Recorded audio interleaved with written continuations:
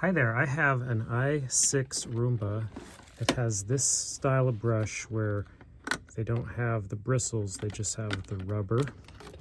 And I wanted to share some information about how to clean these in a way that maybe you haven't seen. I haven't seen any other videos that talk about how to clean these. They all show that this area here will collect hair and you can remove the hair and then it's clean. But I haven't found one video that talks about the fact that this area here can get stuck with hair and get completely jammed up so that it doesn't rotate at all.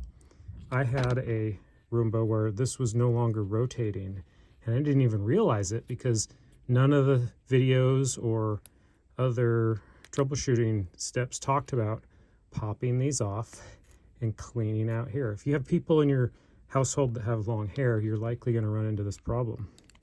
So I just want to share that detail.